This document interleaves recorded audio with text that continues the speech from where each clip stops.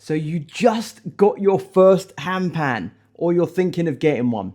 In this video, I'm going to save you months of confusion so that you can actually start to enjoy this beautiful instrument from day one. How you doing, everybody? This is Dan Handpan Man here. Thank you so much for coming back to the channel. If you are new to the channel, then I welcome you. If you haven't already, give this video a like. Make sure that you're subscribed and hit that bell notification so that you do keep up to date with all the latest handpan tutorials, guidance, sound healing, and anything handpan related. This video is designed to help you understand the basics of a handpan.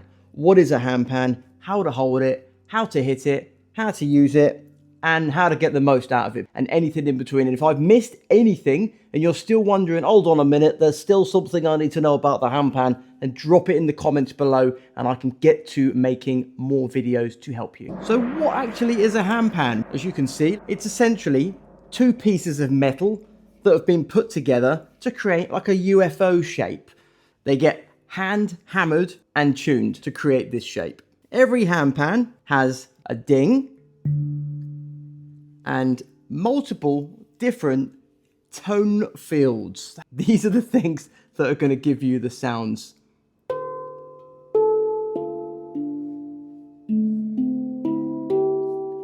Beautiful. Now each handpan is made to its own scale and key, meaning you can't really go wrong. So if I hit this note or this note or this note or this note, you get the drift. It's going to sound musically correct with the rest, all in one scale. So for example, when you're playing on the guitar, on a piano, or pretty much many other instruments, you have to know the scale to play a scale. You've got to know what you're doing a little bit. I mean, handpan is idiot proof, basically. You could come in with no knowledge, no music theory, no idea, and you could still play the handpan.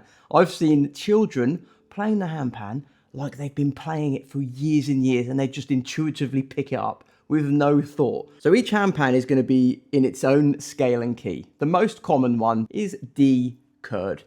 You can get other scales as well. Common ones you might hear of: Amara, Hijaz. That's quite nice. That's like a Middle Eastern feel. That always sends me back. I feel like when I'm listening to a Hijaz scale, if I close my eyes, I feel like I've been warped back into ancient Egyptian times. At least that's what it makes me feel. And then every handpan is arranged in this kind of format, at least very similar. So you have the central ding, and then you have all the notes in a nice, simple circle formation. Now, sometimes you may have more notes. So this, as an example, this has 10 notes, including the ding, but you may have other handpans that have a note here, a note here, and a note here. You can have about 13 notes on the front, and then you can also have notes on the back. This hole here, which is called a gu or a G. Someone correct me, please. How do you pronounce this name? It's like a Jew. It's gu. No! I kind of like the sound just kind of hitting that. It sounds like quite a percussive. You can even just.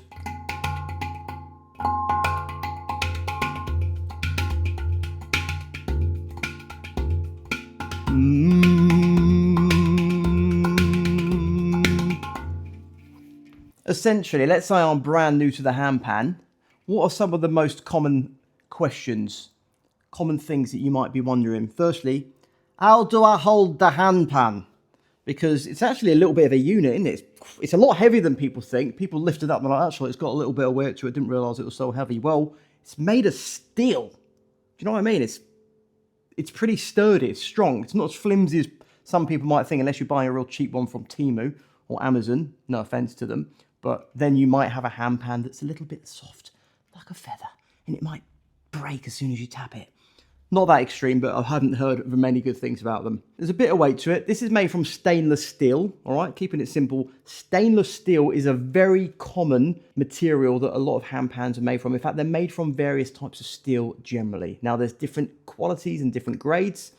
Stainless steel is generally the most common one. You might also come across nitrid steel or ember steel. So there's a couple of ways that you can hold it. Now, a common way to hold it is sit down and have it on your lap. Now what I find is if I'm gonna do this, I want my knees to be kind of a little bit above 90 degrees. Because if your knees are too low, if you're sitting on like a high stool and you're kind of holding it here and it's gonna slip off and it's gonna smash. And you don't want that. You don't want that to your handpan. You wanna look after it. You wanna give it lots of love. So don't do that. So hold it where you've got a little bit of support by your knees if you're sitting down. And it's obviously going to depend on the size of you as well.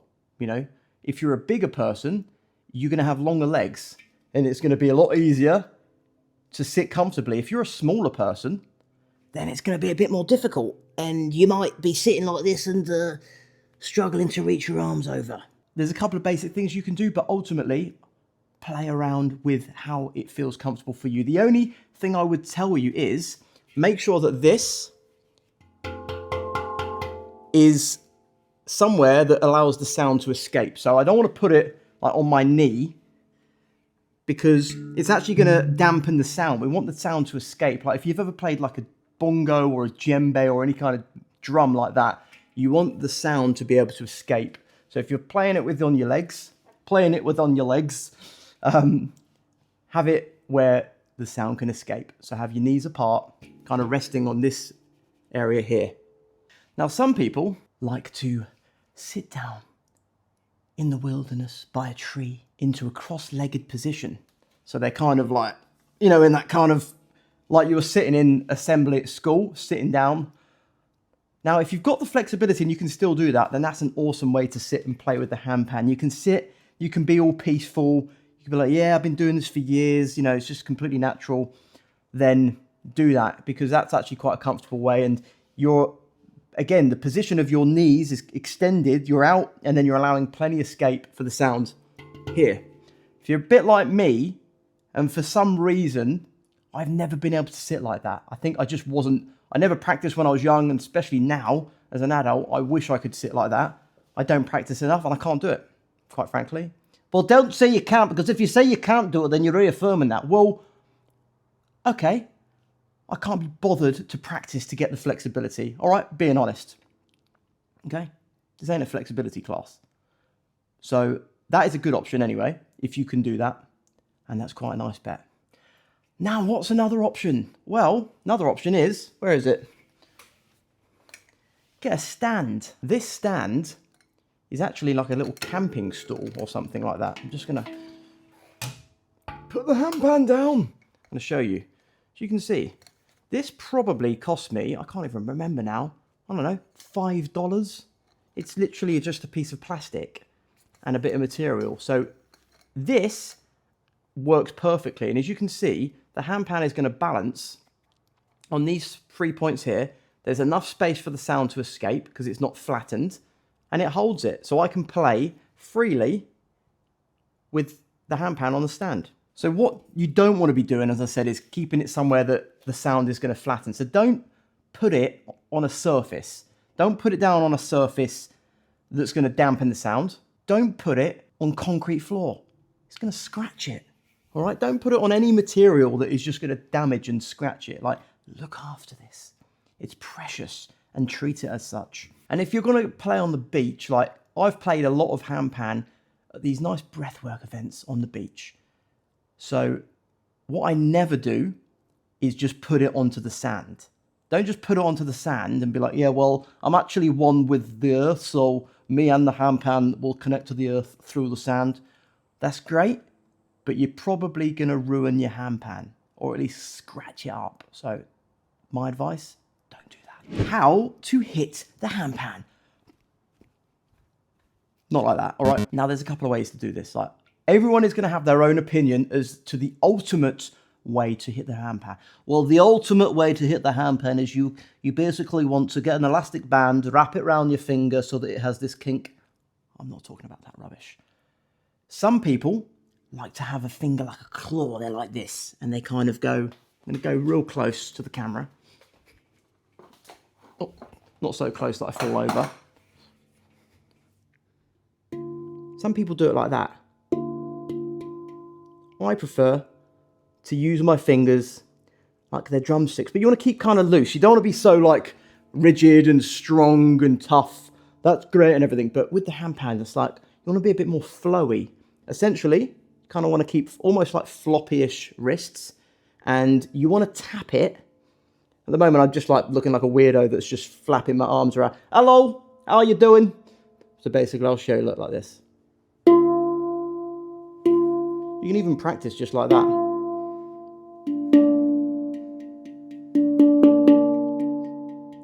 Because if I'm basically trying to tap it like it's a piano, I'm like, why isn't it making a sound? Like I'm not trying to squash something. I'm trying to like, it's like I've written something on a piece of paper and I'm trying to like scrub it out. Like, no, that is not the way to hit the handpan. Okay, give it a little tap, and it's like it's almost like you're tapping it, but then trying to pull your finger away as quick as possible as well. And to be honest, a lot of this, hopefully that I'm like not too squashing the camera, you can see what I'm doing. A lot of this is just going to be a little bit of time for you to practice with it, because it's going to feel a bit weird to start with, and it might even start hurting your delicate, precious little fingers. You okay, fingers? Is it okay for you? Well, a lot of people say, like, does it hurt my fingers? You know, do I need to do any special finger training? Well, actually, I've got a master course in finger strength. No, I don't really. Forget that. What I'm going to say is practice. You can even just hold it like this. Hold it like it's like a child that's on your lap. See?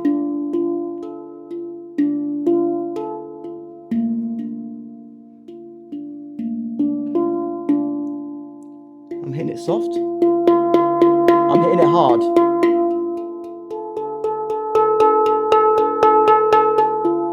Now, is there a right or wrong way to do this? Well, if you're asking me, then not really, apart from just not, you know, trying to kind of like press it down. You just want to slap.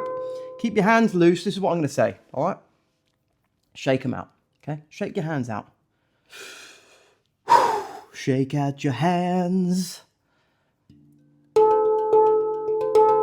And just practice hitting one note. This is what I would say. Get it on your lap, sit comfortably, pop it on the stool.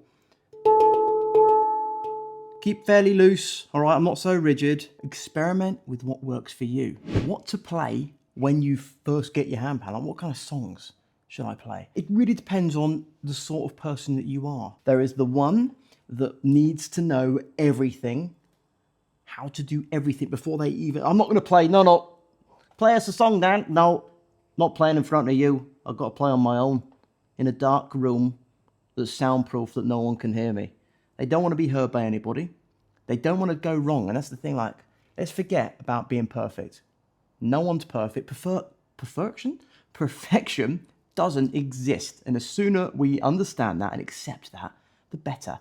Let's accept our flaws, and let's accept that we probably will make many mistakes. And that's absolutely fine. That's the case for anything in life. If you are willing to fail and sound bad and mess up, then this is what is going to help you become better. It's the person that doesn't even want to fail, that's always aiming, oh, I'm not going to even hit it yet until I've mastered this wrist action, and I'm actually measuring the speed of my wrist to make sure it hits it at the optimum speed. Like, forget that rubbish, all right? Just play it. And it's just so simple. Just do it. Just have a go. Have a basis as an example, right? Okay. I'm going to be like just hitting this one, this. I'm going to go around the circle. This is a good practice to start with. So you go.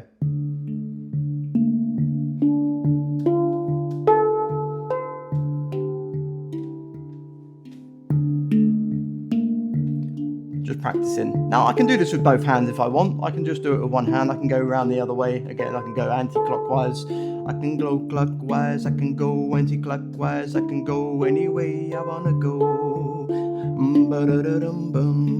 So I'm not really playing a song here. I'm just hitting anything, really. I can do it and skip every note. I can just hit any note. Just start with the ding.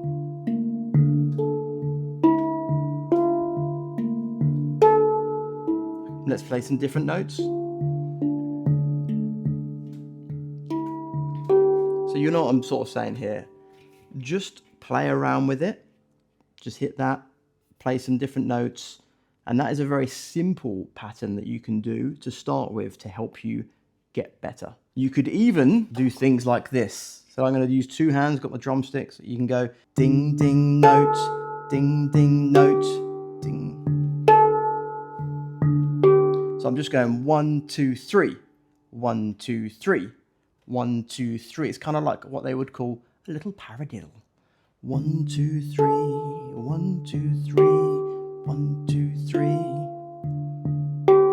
You can do that anywhere on the handpan. Like I said, you can't really hit a wrong note. Play it slow. Play it fast. We can even go 1, 2, 3, 4. See, I'm just varying it slightly. I'm just doing 4 taps instead. 1, 2, 3, 4. 1, 2, 3, 4. 1, 2, 3, 4. But as you also can see, I'm not basically saying I need to hit that note and that note and that note. I'm kind of just hitting anywhere at this stage. This is like practice. You could do the same thing, but try it on various notes. You can go 1, 2, 3, 4. 1, 2, 3, 4. 1, 2, 3, 4. 1, 2, 3, 4.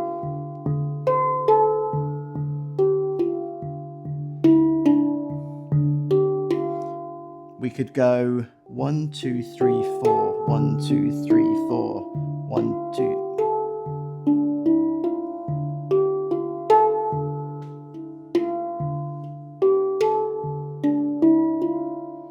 So I'm just hitting 1 tap on each note. So there's various different ways that you can play around with it and just experiment. I'm going to say sit here, wherever you are. And if you're new to this, and if you're new to music in general, okay, I'm going to tell you handpan is a very special instrument that you really do not need any talent. Okay, I'm just going to say that categorically. Someone's going to say, well, actually, anyone can play the handpan. I've said it before, anyone can play the handpan. But, to play it well, you do need a bit of rhythm. You do need a bit of, musical know-how. It's going to help, obviously. If you've got a little bit of rhythm, like, people that can just naturally dance, naturally move, they naturally understand timing. Some people are tone deaf, and it is much more difficult. So if you're someone that, let's say, all right, you're completely tone deaf, you have no rhythm at all, can you play the handpan? Yes. What's going to make it easier? Have a metronome. Have you heard of a metronome? It goes like this.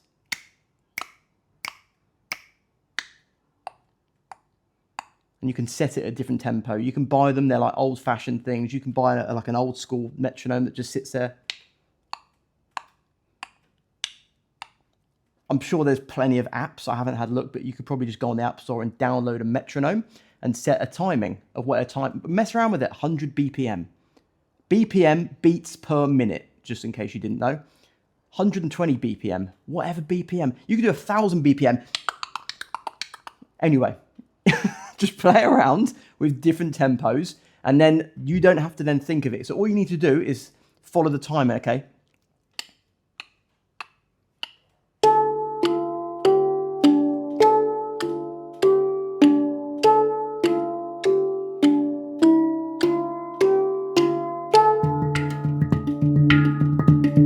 A lot of what I teach is about the freedom of experimentation, the freedom of letting your creativity flow through you. And it's a new thing. It's a new way of being for a lot of people. Like, we are creative beings. We have so much creative potential, but a lot of it is limited because of our programming, because of our internal beliefs, because of how we speak to ourselves. We may have always thought that we are not a musical person, that we're not musically talented, that we've got no rhythm. I'm not a creative person. This is what people say. Whatever you're telling yourself, you're going to become. You keep reaffirming that. So as a part of your handpan journey, I'm going to keep encouraging you to reframe how you talk to yourself as a human being, as more of an unlimited being, because we are all creative. We're all connected to an infinite source of energy. We're connected to the universe. We're part of the universe. We have infinite energy flowing through us all the time. Allow that to come through. Be open. Let's say to the creator, let's say to the universe, I am an open vessel to receive musical energy. I am a creative person. I have creative flow. I have abundance of creativity because it is there. It's just that we've got a block on it. We've set a block on this flow, okay? And it's going to take a bit of practice. Programming yourself, it's going to take time, patience and energy, but we can do this with the music. We can do this as a part of our practice when we start playing the handpan. Set a intention, say it out loud. I find that has a lot more power because words carry power. Say it out loud. I am a vessel for creativity. I am tapped into an infinite source of energy that is here to help me for my ultimate good, to bring music to the world. Why is that so important? Because if more of us open up our creativity within our musical ventures, within the handpan, that is going to then transfer into everything else we do. If you become more of a creative person, you unlock your creativity, then every single situation that you are in life, in work, in relationships, whatever happens, you are going to find more creative solutions, more neural pathways are going to be connecting in your brain to start seeing connecting dots in everything else in life. So this is where the handpan is going to bring you superior power to help unlock that. And that is my job, my duty, my purpose to help you unlock that. That is part of why I'm here. I feel a deep calling to do it. I feel a deep, irrational calling to help as many people as possible unlock their creativity through music, because I am not someone who's studied music theory. For me personally, I've just played music for a long, long time. Before I was playing a handpan, I played guitar, I've done singing, I've played percussion. I've just done it generally by doing it, by playing it, by experimenting. In fact, it's kind of how I am with a lot of life. I'm not really the sort of person that likes to follow rules or strict guidelines of doing things. I tend to find my own way. I like to write the blueprint, and that's the thing with music. Music is a language. Some people have intuitively, some people learn. Okay, we can bridge those gaps. It doesn't matter which background you come from. We can still unlock it. Right, how to care for your handpan. Okay, the handpan is a beautiful instrument and it does need to be restricted. It does need to be respected and looked after properly. So there's a couple of basic things that I will tell you about how to look after your handpan to keep it sounding in tune and keep it lasting a long, long time. Give it a wipe down after you use it. Don't use chemicals, all right? Every few months or so, my personal favorite is to use organic coconut oil, just a little bit. I actually did a whole separate video on that, where I just show how to clean the handpan just to look after it. It gives it a nice buff, nice shine, smells amazing, and it just protects it, the stainless steel. It's going to help protect it from rust. The other thing is, this is going to be susceptible to heat. A couple of times when I've gone to the beach and I've been trying to be one of those guys that's like sitting all peaceful on the sand playing a nice handpan song, bloody hell, doing it in the sunlight is like a bad idea because it just gets really hot and it starts to affect the tuning. It starts to affect how it sounds. And at one point, I was like, bloody hell, I think I've ruined my handpan. Like, it just sounded different. I think it, like, luckily, this is a good handpan, so it actually went back to its normal state, if that makes sense. So definitely avoid keeping it in direct sunlight or in too hot conditions. If you can, if you've got somewhere safe to store it on a shelf, somewhere that's just not going to get damaged, basically, all right, then store it out of the way. I have stored my handpan in its case, this exact handpan, for about 3 years. I pretty much store it in the case. A couple of people have said don't store it in the case. I've personally found it to be great and it's helped protect and look after my handpan. A couple of other things, obviously don't drop it. I mean, that goes without saying, don't drop your handpan. I know sometimes it's an accident, but just try and just watch what you're doing with your handpan. You spent a bit of money on it, you don't want to drop it. And avoid hitting it. If you've got like rings on, I appreciate, you've got a wedding ring and but I love her. Just be careful if you've got rings, because you're gonna, if you start playing the handpan and you're, do you know what I mean?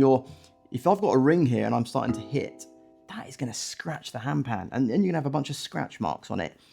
Probably not gonna be good. If you keep hitting in the same place, it's gonna cause it a bit of damage. So avoid wearing any jewelry like that, I would personally. I know sometimes it goes against the vibe. I want to create the vibe that I'm this very spiritual person and I've got all my beads on. I've got all my jangles and it really represents who I am. It's me being my authentic self. Like, that's fine and everything. Respect that. Bloody great. You do you. You do you. But it might not do good for the handpan. That's all I'm saying. All right? All I'm saying. Right, guys, I hope you found that useful and helpful, and hopefully I've answered some of your questions about the handpan. But if I have missed anything, let me know in the comments below. If you still wonder where to buy a handpan from, then you can message me directly, hello@onehumanrhythm.com, where we make our own custom designed handpans to help you with your handpan journey. And I'll personally guide you through every step of the way, save you the drama, save you the headache, and I'll help you out. Have a great day.